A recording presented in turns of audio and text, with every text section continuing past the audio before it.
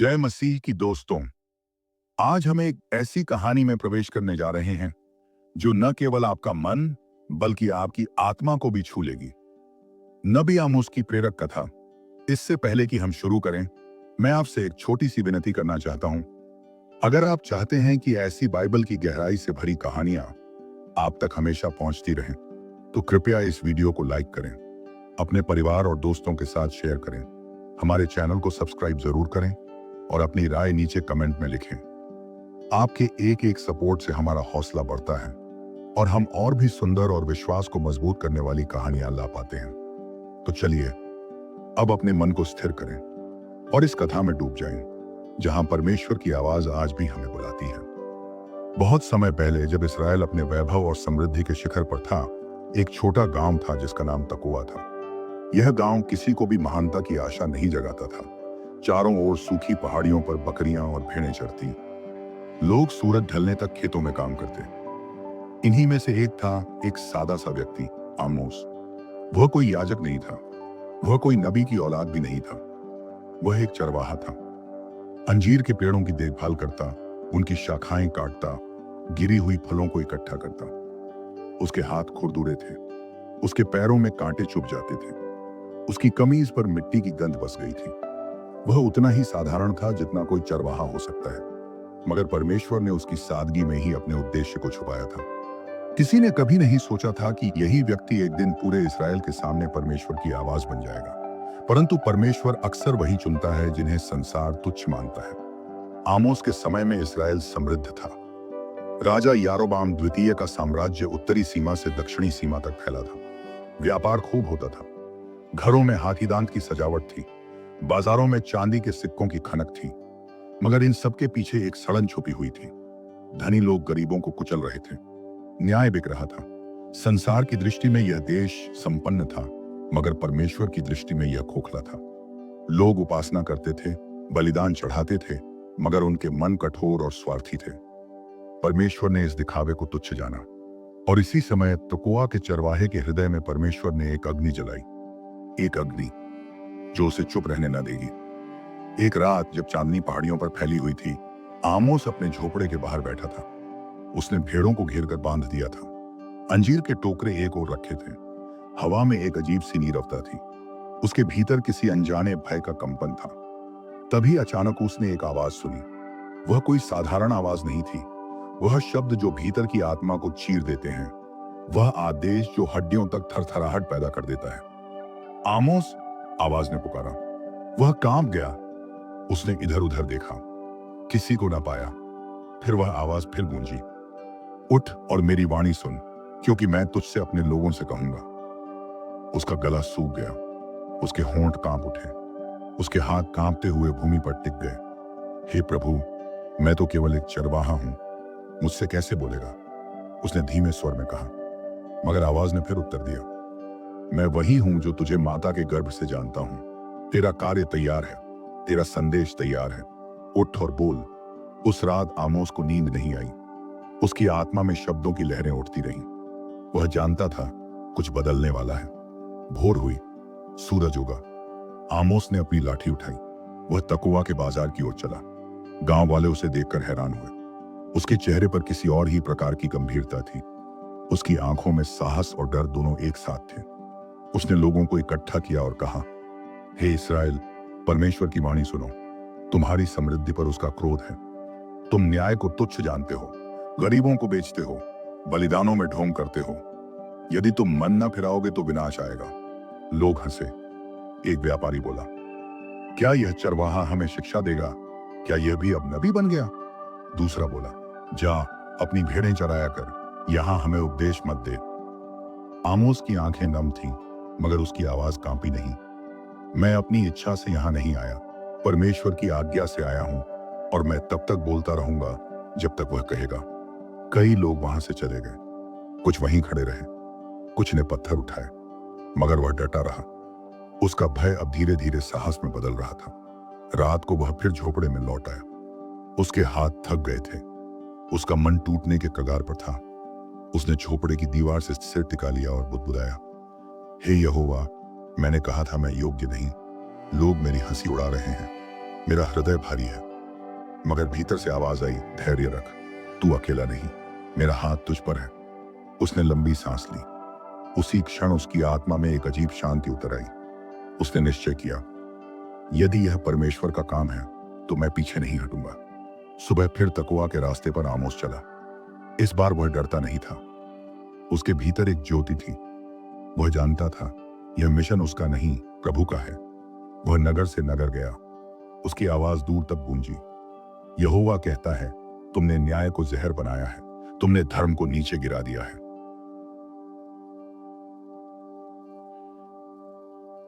लौटो मेरे पास, तभी तुम जीवित रहोगे। कुछ लोगों के मन में भय समाया, कुछ का हृदय कठोर हो गया। मगर कहानी की शुरुआत हो चुकी थी। एक चरवाहा अब परमेश्वर का मुखपात्र बन चुका था। क्या हमने कभी अपने आप को योग्य नहीं समझकर पीछे हटने की कोशिश की? क्या हम भी आमोस की तरह परमेश्वर की आज्ञा पर चलने का साहस कर सकते हैं? क्या हमारे जीवन में दिखावे और सच्चाई में अंतर है? भाग 2, भविष्यवाणियों की शुरुआत। सूरज धीरे धीरे क्षितिज से ऊपर उठ रहा था। आमोस तकवा की गलियों से गुजरते हुए सामरिया की ओर बढ़ा।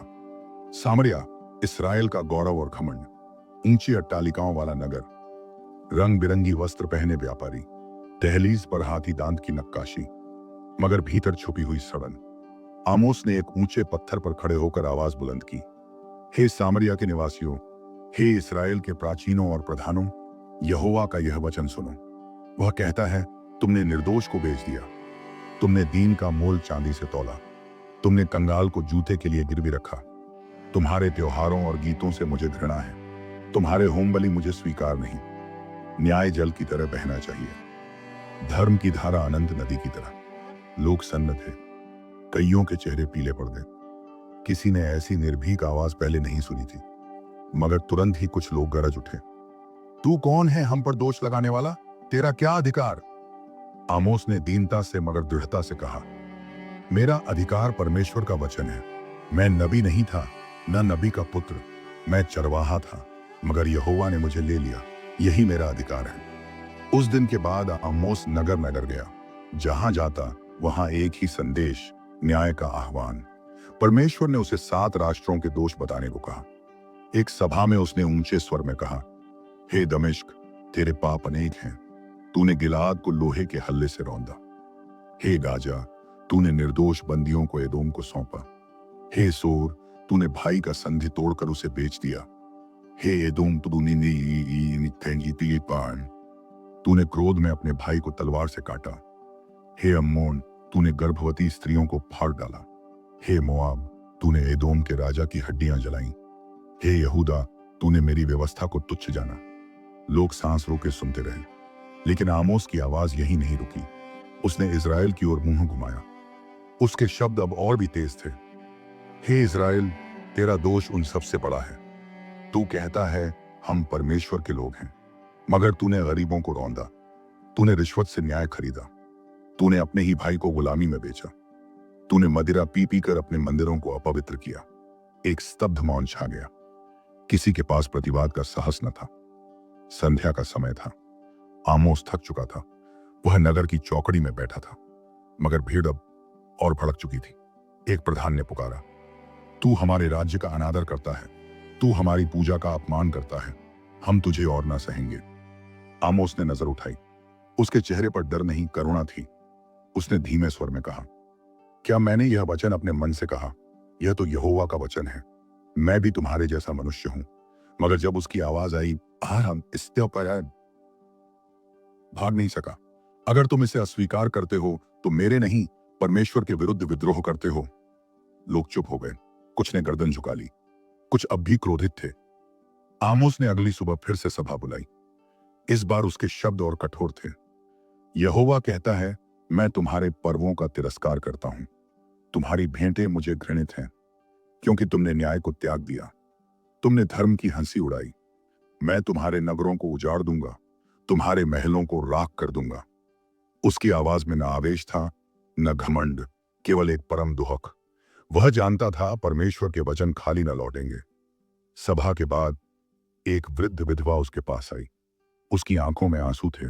उसने कांपती आवाज में कहा, हे पुरुष, क्या परमेश्वर हम जैसे गरीबों पर भी क्रोधी है? मैंने कभी किसी का बुरा नहीं चाहा। मैं तो रोज उसके नाम पर आंसू बहाती हूं। आमोस का हृदय पिघल गया। उसने उसका हाथ थामा और बोला, हे माता, तेरे आंसू उसकी दृष्टि से छिपे नहीं। जो लोग सचमुच नम्र हैं, जो अन्याय से दुखी हैं, उन पर वह करुणा करता है। यह संदेश उनके लिए है जो घमंड में अंधे हो गए हैं। तू मत डर। विधवा की आंखों से आंसू बहने लगे। उसने सिर झुकाकर आमोस के पांव छुए। आमोस ने हाथ उठाकर आशीष दी। अगले दिन नगर में अफवाह फैल गई, यह आदमी इजराइल का शत्रु है। यह हमें अस्थिर करना चाहता है। यह किसी दूसरे राज्य का भेजा हुआ है। लोगों ने उसका उपहास किया। बच्चे उसे पत्थर दिखाकर चिल्लाते। कुछ लोग उसकी ओर धूल फेंकते। मगर आमोस हर अपमान को सहता रहा। उसका मन टूटता, फिर भी वह लौटकर खड़ा होता। उस रात जब वह अकेला बैठा था, उसने आकाश की ओर देखा और बुदबुदाया, हे यहोवा, तूने कहा था कि बोलूंगा। मैंने बोला, तू जानता है मेरा मन कितना दुखी है, मगर मैं रुकूंगा नहीं। भोर होते ही आमोस फिर निकला। वह जानता था लोग उसे अपमानित करेंगे, मगर अब उसका मन निर्भीक हो चुका था। वह एक ऐसे दीपक की तरह था जिसे तूफान बुझा नहीं सकता। उसने ऊंचे स्वर में पुकारा, सुनो हे इस्राएल, न्याय ही तुम्हारा उद्धार है। यदि तुम पश्चाताप करोगे, तुम्हारा परमेश्वर अब भी दयालु है। मगर यदि तुम हठ करोगे, करोगे, तो विनाश निश्चित है। आज चुनो जीवन या मृत्यु। यह शब्द नगर की गलियों से टकराकर लौटते, कई हृदयों को कंपा देते। कुछ लोगों ने धीरे धीरे सोचना शुरू किया, क्या यह सच कहता है? क्या यह सचमुच परमेश्वर की वाणी है? क्या हमने भी कभी परमेश्वर की चेतावनियों को अनसुना किया?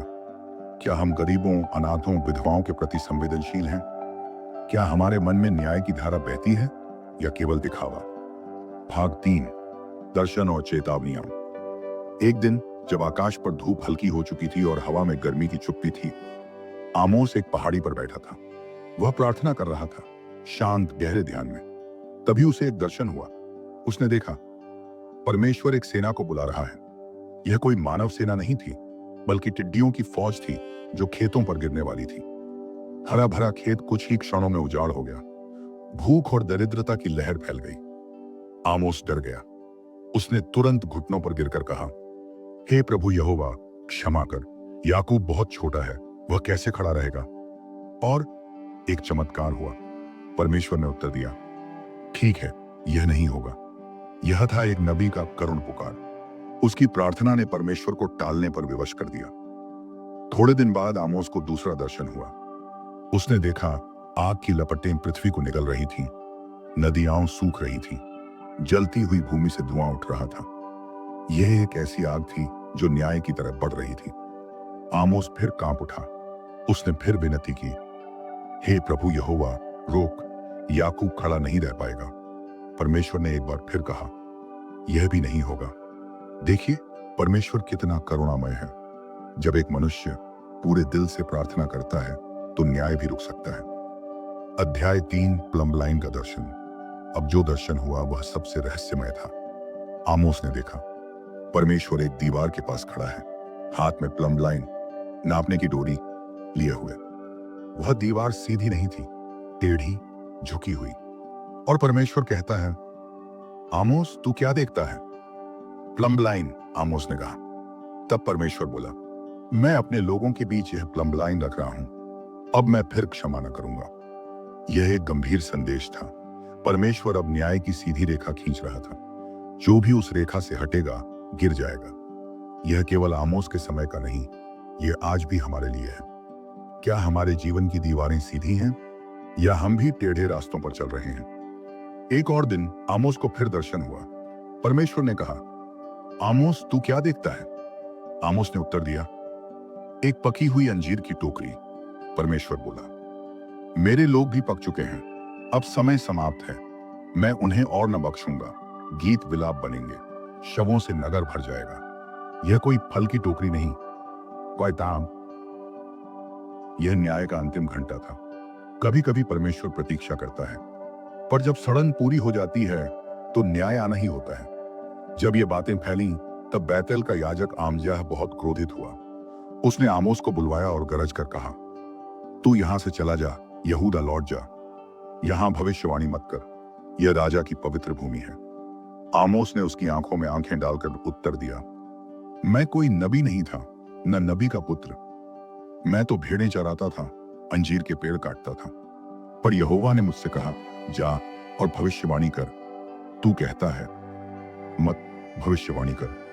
पर सुन, यहोवा तुझसे कहता है, तेरी पत्नी व्यभिचार करेगी, तेरे बेटे तलवार से मरेंगे और तू विदेशी भूमि में मरेगा। यह उत्तर कोई अहंकार से नहीं, बल्कि परमेश्वर के अधिकार से था।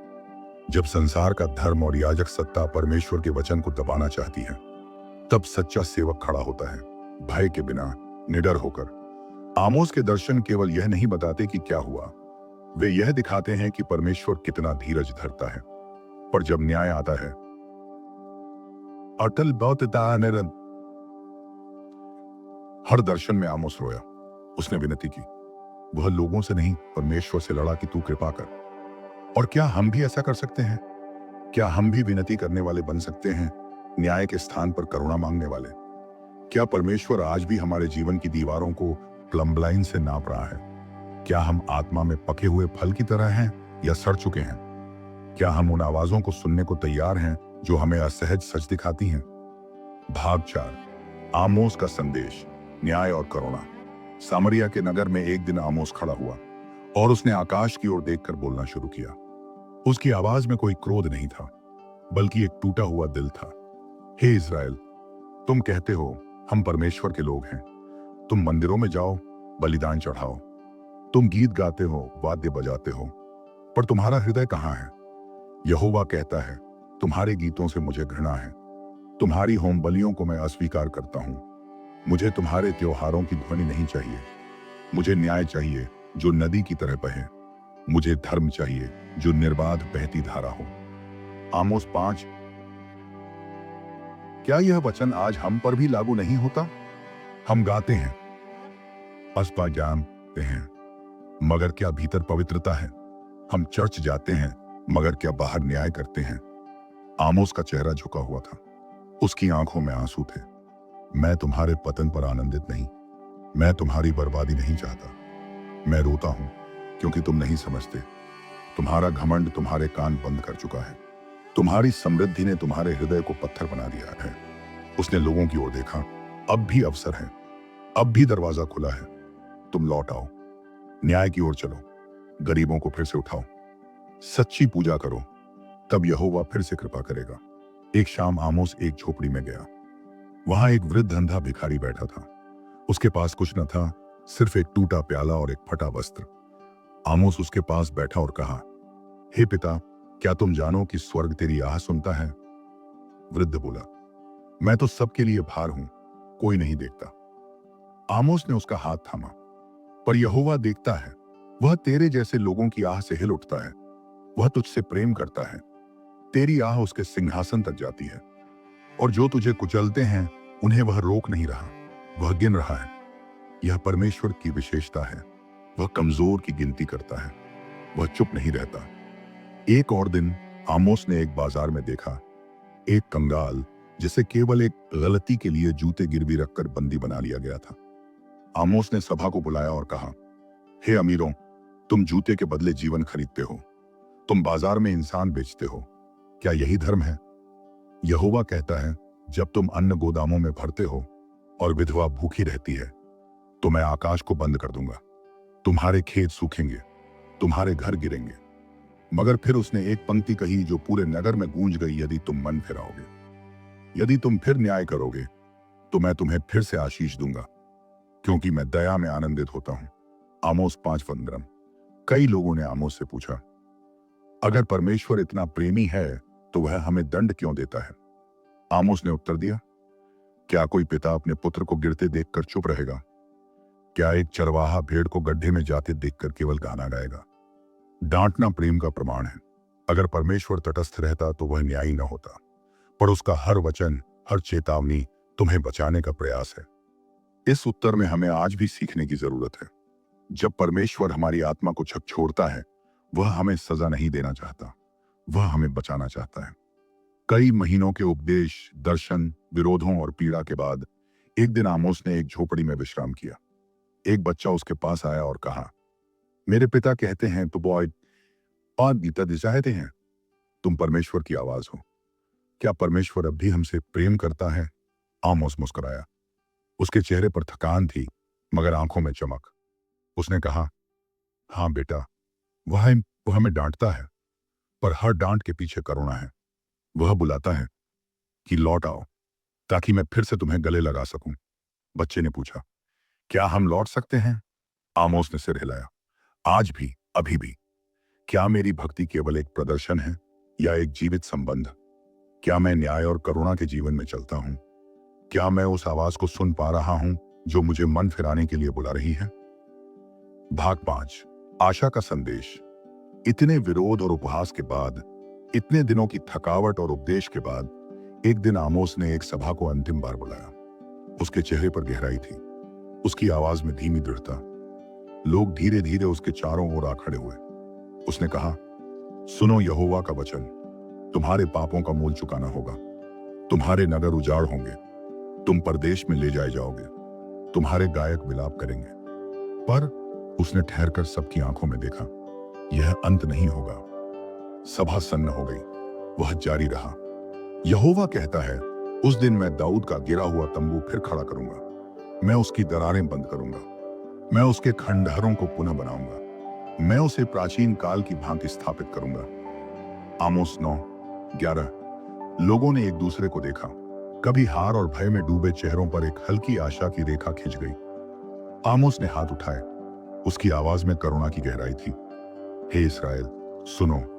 तुम्हारे ऊपर समय की तपिश पड़ेगी। तुम्हारे घमंड का बोझ तुम्हें झुका देगा। मगर जब तुम मन फिराओगे, तुम्हारे लिए दिन फिर से प्रकाशमय होंगे। देखो, वह दिन आने वाला है जब हल जोतने वाला कटाई करने वाले से मिलेगा, जब अंगूर दबाने वाला बीज बोने वाले से मिल जाएगा। पहाड़ मीठी दाखरस से टपकेंगे। आमोस 9:13। लोगों ने आकाश की ओर देखा। उनकी आंखों में प्रश्न थे, क्या यह सच होगा? आमोस ने उत्तर दिया, यहोवा की शपथ है, मैं अपने लोगों को फिर से उनके देश में बसाऊंगा। वे अपनी दाख की बारियां लगाएंगे और उनका फल खाएंगे। वे घर बनाएंगे और उनमें बसेंगे, और कोई उन्हें उखाड़ ना पाएगा। आमोस 9:14-15। उस रात बहुत लोग चैन से सो न सके। पहली बार उन्होंने केवल डर नहीं, बल्कि लौटने की आशा भी सुनी थी। एक विधवा जो महीनों से आंसू बहा रही थी, अपने बेटे को पास लेकर बोली, बेटा, शायद हम सबने गलती की, पर आज मैंने सुना, यदि हम फिर लौट आएंगे तो यहोवा हमें फिर से स्वीकार करेगा। उसकी आंखों में एक नई चमक थी। यह वही चमक थी जो हार की राख से उठती है, जिसे केवल परमेश्वर की कृपा दे सकती है। कुछ दिन बाद आमोस तकोआ लौट आया। वह वही साधारण झोपड़ी, वही अंजीर के पेड़। लोग कहने लगे, अब सब शांत होगा। मगर एक दिन गांव में भीड़ फिर जमा हुई। आमोस अंतिम बार बोला, मैं कोई महान पुरुष नहीं, न कोई ज्ञानी, न कोई याजक। मैं तो बस एक चरवाहा हूं, पर यहोवा की आवाज मुझसे बोली और मैं मना न कर सका। आज जो सुन रहे हो, इन्हें अपने हृदय में रखो। डरो नहीं, पर अपने रास्ते बदलने से संकोच मत करो, क्योंकि न्याय की तलवार के बाद करुणा का हाथ भी तुम्हारे लिए खुला रहेगा। लोग सुनते रहे। वहां न कोई संगीत था, न कोई बड़ा आयोजन, मगर उस दिन उनके हृदय में कुछ पिघला। आमोस लौटकर अपनी पहाड़ी पर बैठा। उसने आकाश की ओर देखा। चांद निकल आया था। हवा में ठंडक थी। उसने धीमे स्वर में कहा, हे यहोवा, अब मैं चुप रहूंगा। तेरा वचन कह दिया, अब तू ही इन हृदयों में काम कर। उस रात कोई स्वर्गीय आवाज न आई, कोई स्वप्न न दिखा, केवल एक गहरी शांति थी। और वही शांति सबसे बड़ी प्रतिज्ञा थी कि परमेश्वर अब भी उनके बीच था। क्या मैं भी उस आशा को थाम सकता हूं? मैं आपसे एक छोटी सी विनती करना चाहता हूं। अगर आप चाहते हैं कि ऐसी बाइबल की गहराई से भरी कहानियां आप तक हमेशा पहुंचती रहें, तो कृपया इस वीडियो को लाइक करें, अपने परिवार और दोस्तों के साथ शेयर करें, हमारे चैनल को सब्सक्राइब जरूर करें और अपनी राय नीचे कमेंट में लिखें। आपके एक एक सपोर्ट से हमारा हौसला बढ़ता है और हम और भी सुंदर और विश्वास को मजबूत करने वाली कहानियां ला पाते हैं।